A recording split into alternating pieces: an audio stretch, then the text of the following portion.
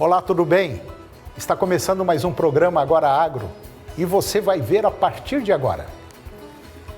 Preços do boi gordo seguem firmes no mercado físico brasileiro.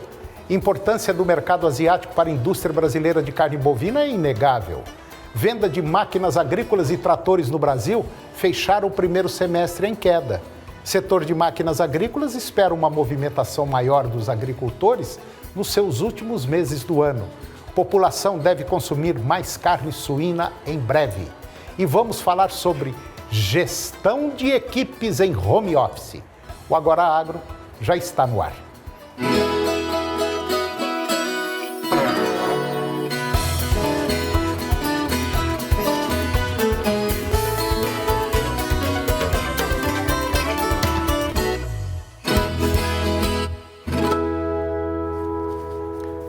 Os preços do boi gordo seguem firmes no mercado físico brasileiro, de acordo com a consultoria Safras. O ambiente de negócios sugere para pontual alta dos preços no restante da semana.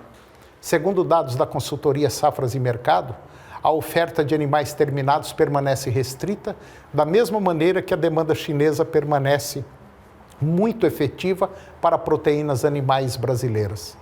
Outro ponto que precisa ser considerado: o processo de reabertura dos restaurantes e de outros estabelecimentos, principalmente na capital de São Paulo.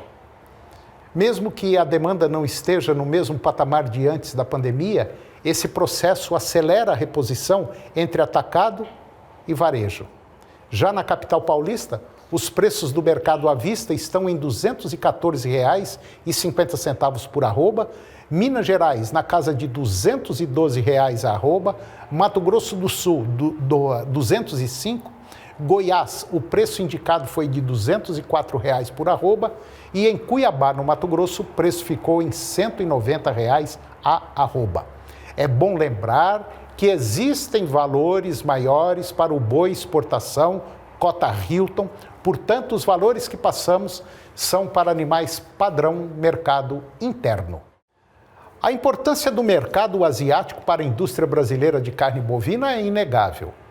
Um relatório da consultoria Agrifato aponta que, neste cenário, somente a China é responsável por absorver 10% de toda a proteína produzida pelo Brasil. E, de acordo com a consultoria especializada em pecuária de corte, a dependência dos frigoríficos brasileiros em relação ao país asiático é muito maior do que a tida com a Rússia, mercado muito relevante para a pecuária brasileira no passado. O relatório explica que, antes da emergência chinesa, como grande importadora de carne bovina, eram as habilitações de frigoríficos por Moscou, que movimentavam as plantas nacionais. No entanto, o país absorvia apenas 2% da produção brasileira de carne bovina e, na época dos embarques, já a China ela movimentava por volta de 10%. A exposição brasileira à China é muito maior que a sua exposição perante a Rússia em 2017. O que ocorria caso a China resolvesse restringir ou condicionar as suas compras? Contudo, essa relação também desperta sinal de alerta. Na tentativa de conter a Covid-19, a China tem suspendido as exportações realizadas por frigoríficos brasileiros e o alerta deve permanecer ligado, já que a carne bovina tem um preço por tonelada maior que a proteína suína e também de frango, e caso o governo chinês encontre um substituto para a carne bovina brasileira, os preços pecuários poderiam ser impactados. Pelo menos é o que aponta o estudo da Agrifato, complementando que, no momento, o cenário para os pecuaristas brasileiros segue positivo. Segundo a Agrifato, com a oferta restrita no campo, os preços do boi gordo seguem em um dos maiores níveis da história. As vendas de máquinas agrícolas e tratores no Brasil fecharam o primeiro semestre com queda de 1,3% na comparação com o mesmo período do ano passado. Foram 19.642 unidades em meio a impactos da pandemia de Covid-19. Pelo menos é o que aponta a Associação Nacional dos Fabricantes de Veículos, a Anfávia. Mas a associação está confiante de que terá um segundo semestre melhor nas vendas de máquinas agrícolas e elevou as projeções para uma alta de 3% agora em 2020, ante um aumento de 0,5% na previsão de janeiro, com o agronegócio sendo menos afetado pela crise do coronavírus, diante do impulso do câmbio nos preços das commodities. Em junho, as vendas totais de máquinas agrícolas e rodoviárias somaram 3.910 unidades, uma alta de 0,9% ante o mês de maio e uma queda de 9,6% na comparação com o mesmo período do ano passado. As vendas de tratores de rodas somaram 2.614 unidades, uma queda de 15% ante maio e de 23% na comparação com junho do ano passado, o que resultou uma baixa de 5% no primeiro semestre.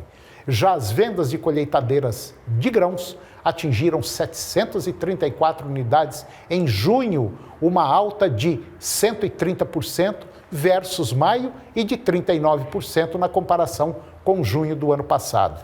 No semestre, o setor ainda vê um recuo de 9%. Após um primeiro semestre de negócios mais mornos, em meio às incertezas relacionadas à crise do coronavírus, o setor de máquinas agrícolas espera uma movimentação maior dos agricultores nos seus últimos meses do ano, quando é semeada a safra de soja, a principal do país. Pelo menos é o que aponta executivos que foram ouvidos pela agência Reuters. E montadoras de máquinas agrícolas estão até mesmo reajustando preços para repassar o aumento de gastos com peças importadas, encarecidas pela alta do dólar, e devem ter a seu favor a boa rentabilidade de produtores de grãos do Brasil. Um dos poucos setores que também está indo pelo mercado é o câmbio, que obteve margens positivas neste momento de crise histórica. Já a comercialização de colheitadeiras ou de colhedoras de cana somou 52 unidades, um aumento de 225% ante maio e de 160% na comparação com junho do ano passado. No semestre, as fábricas apontaram um aumento de 24%, mesmo diante das dificuldades relatadas pelas usinas no mercado de etanol, enquanto as exportações de açúcar estão elevadas. E depois do intervalo, você vai ver que o setor de máquinas agrícolas espera uma movimentação maior. Nós vamos ver também que a população deve consumir mais carne suína em breve. Ritmo de alta dos preços do boi está acima do observado para a carcaça bovina.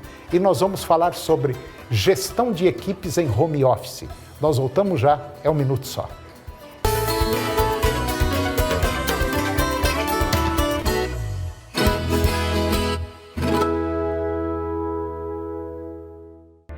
No portal Pai Eterno, você tem acesso ao conteúdo oficial do Santuário Basílica de Trindade. Confira notícias sobre a devoção ao Divino Pai Eterno, acenda uma vela da fé e muito mais. Acesse paieterno.com e faça parte desta família de amor.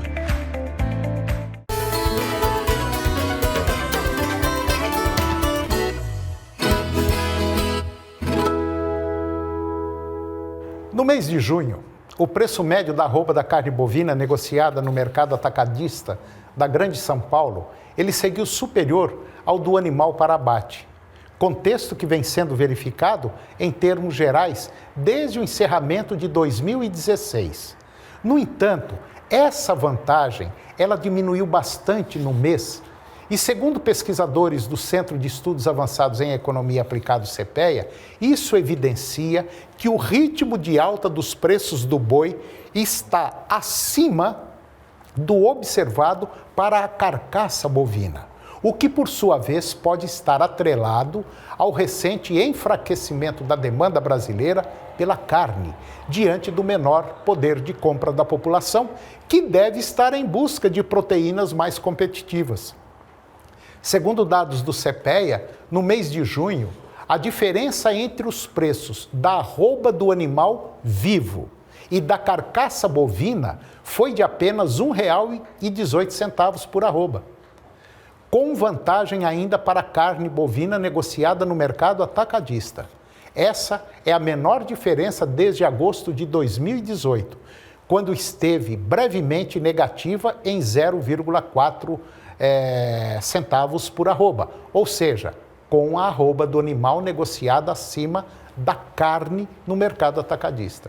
E como comparação, agora no mês de junho do ano passado, a diferença era de R$ 10,24 por arroba, com vantagem para a carne bovina no atacado.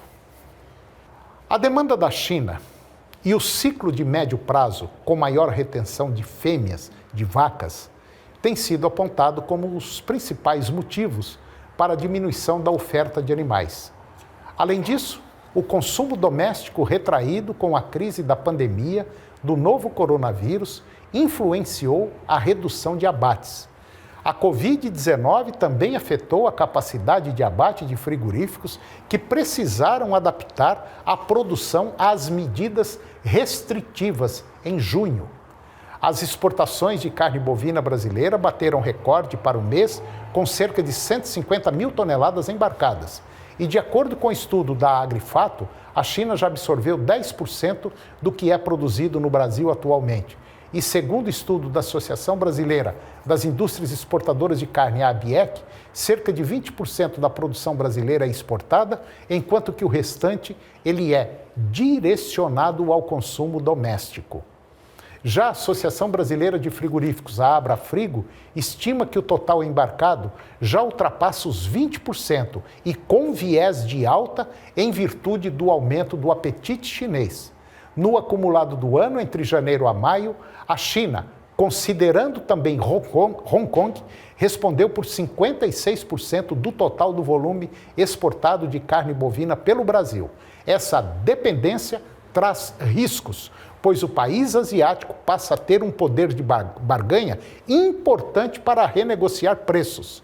O movimento recente de suspensão de alguns frigoríficos brasileiros é atrelado a essa intenção por alguns analistas de mercado. O dólar seria outro ponto de risco, mas não prevê grande valorização do real agora no restante do ano. Um estudo feito em parceria pela Federação das Indústrias do Estado de São Paulo, a Fiesp, e a consultoria MB Agro, projetou o mercado de alimentos e desempenho de vários produtos do agronegócio de 2018 a 2029. As pessoas devem consumir mais carne suína, passando de 14 quilos por ano para mais de 17 quilos por ano, e o mercado de exportações deve crescer 68%. Essa demanda vai gerar aumento na produção de 35% em relação a 2018, com 5 milhões de toneladas produzidas. A maior participação segue sendo da região sul, ofertando 63% do total. Na avicultura, o desempenho também deve ser positivo. Em 10 anos, o crescimento deve chegar a 29%, passando de 13,4 milhões de toneladas em 2018 para mais de 17 milhões de toneladas agora até 2029.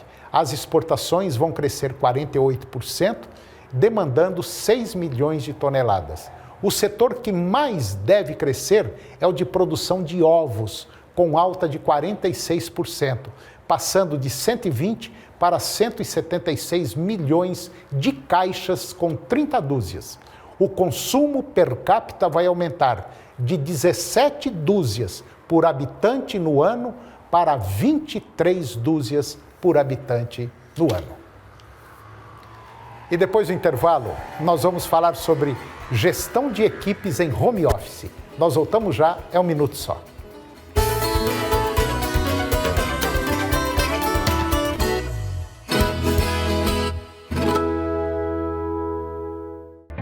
No portal Pai Eterno, você tem acesso ao conteúdo oficial do Santuário Basílica de Trindade. Confira notícias sobre a devoção ao Divino Pai Eterno, acenda uma vela da fé e muito mais. Acesse paieterno.com e faça parte desta família de amor.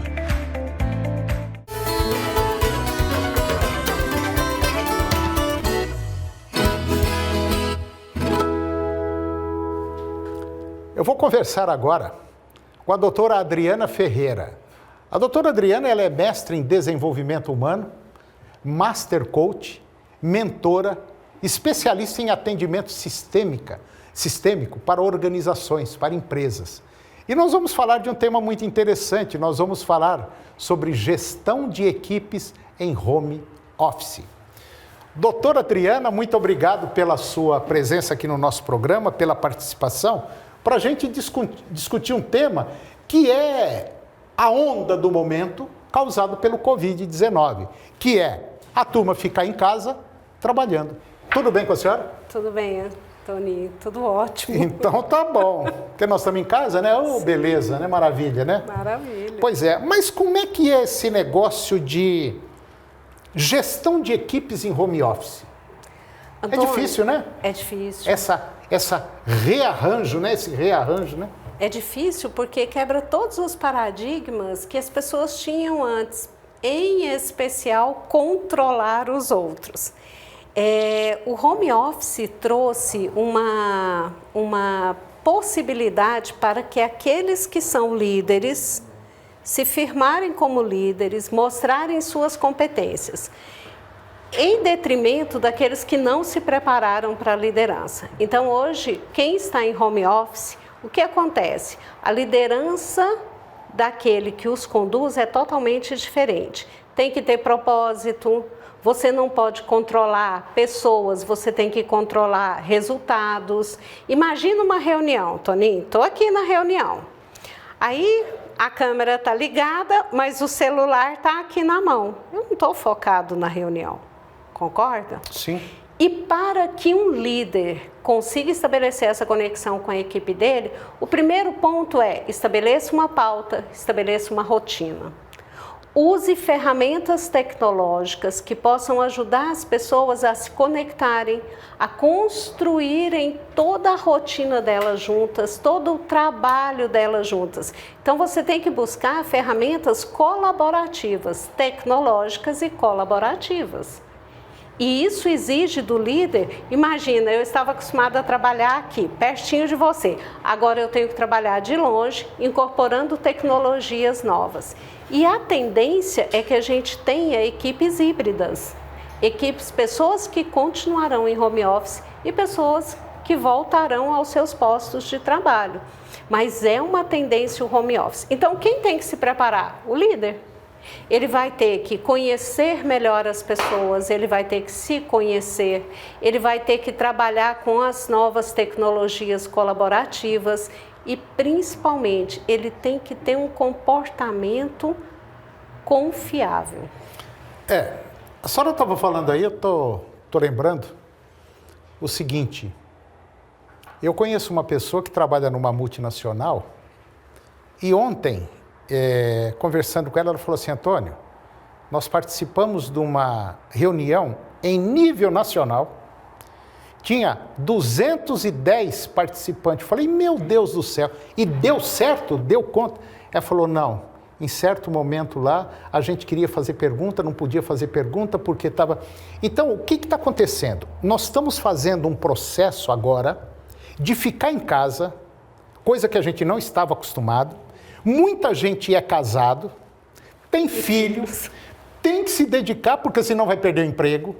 Então, não é fácil, com esse problema que nós estamos vivendo do coronavírus, você trabalhar em casa. Agora, imagine o coordenador que tem aí 30, 40, 50 pessoas nas suas mãos. Ele vai ter que ser um monte de coisa, além de um grande psicólogo, para poder entender caso a caso. Sim, e ele vai precisar também, Tony, de começar a pensar assim, talvez eu não consiga reunir todo mundo nesse primeiro momento, porque todos estão aprendendo este novo comportamento. Então, eu reduzo o número da equipe, eu faço por grupos e subgrupos, até para que as pessoas possam se acostumar a esse novo formato. Porque não estão acostumadas, não. Não estão acostumadas. Então, nós estamos vendo fórum, por exemplo, aula remota, né? Reuniões remotas. O cuidado que quem coordena tem que ter de ouvir todo mundo. Então, você tem que ter alguém que olhe para o chat e pontue para você. Fulano perguntou. Muitas vezes, conforme o número de pessoas, não é possível fazer isso. Então, você tem um backstage muito grande por trás de uma reunião Sim. online. Não dúvida. basta uma pessoa, você tem que ter um grupo que dê suporte conforme o tamanho, conforme o número de pessoas que estão presentes na reunião. Bom, resumindo isso aí tudo, nós estamos reaprendendo a trabalhar. Sim. O chefe, o subchefe, o chefe do chefe. Então está todo mundo reaprendendo. Nós não sabemos até quando, infelizmente, vai esse processo todo. É verdade. E aquele que não se engatar, que não se engajar, ele vai ter sérios problemas. E, Antônio, foi feita uma pesquisa recentemente e demonstra o quê? Que um fator primordial para o sucesso dessa liderança e desses grupos é confiança. Então, tudo aquilo que o mercado falava antes de ética, de confiar, de estabelecer conexão, mudou porque intensificou. Se você deseja exercer uma liderança junto às suas equipes, você vai ter que ser, no mínimo, confiável. No mínimo. No mínimo. No mínimo. Adriana, falando sobre esse tema agora, vocês também vão realizar um evento. Dois eventos, Dois né? eventos. Dois eventos. Dois eventos. E esses dois eventos, um vai ser agora já dia 16, amanhã. Isso. Logo amanhã. É aquele Perspectivas de Sucesso no Agronegócio. E o outro dia 18 de julho, o primeiro Fórum Online de Jovens Lideranças no Estado. Me fala sobre o dia amanhã, às 8 horas da noite. Olha só, o de amanhã é uma trajetória que a gente pretende contar desses dois profissionais. Então, o Dr. Márcio Fischer tem uma carreira internacional e o Antônio tem uma carreira no agronegócio. O que nós fizemos? Unimos duas expertises, uma financeira e uma de gestão do agro. Eles vão conversar e vão dar algumas dicas sobre o que eles têm feito na gestão dos seus negócios para que haja sucesso. E assim, o Antônio é da Agroconfiança, o Márcio da BDI, e todos os dois têm uma experiência vasta no mercado, um financeiro e o outro no agro. Agora, para assistir o de amanhã, às 8 horas da noite, Perspectivas de Sucesso no Agronegócio, você poderia ligar para o telefone 62 99976 1027. Isso. Né? Vou repetir, é o telefone que está aí no seu vídeo, o 62 99976 1027, e você pode pedir informações sobre esses eventos, como é que eu faço para assistir e tal. Sim. Esse primeiro é muito bom. É muito bom. Excelente. Excelente. É claro que o outro, Lideranças no Estado de Goiás, é mais voltado para o Estado de Goiás, mas serve como base também. Mas esse primeiro aí é excelente, se você que está nos acompanhando, se puder acompanhar aí via celular, vai ser excelente. Ok? Ok. Doutora Adriana, mais uma vez, obrigado pela sua presença no nosso programa. Excelente. E até o próximo. Até o próximo, Toninho. Eu que agradeço. Obrigado. E o programa de hoje chegou ao fim. E eu termino com a seguinte frase. Cada qual sabe amar o seu modo. O modo, pouco importa. O essencial é que saiba amar. Um grande abraço, muito obrigado pela sua companhia, que Deus os abençoe e até o próximo programa.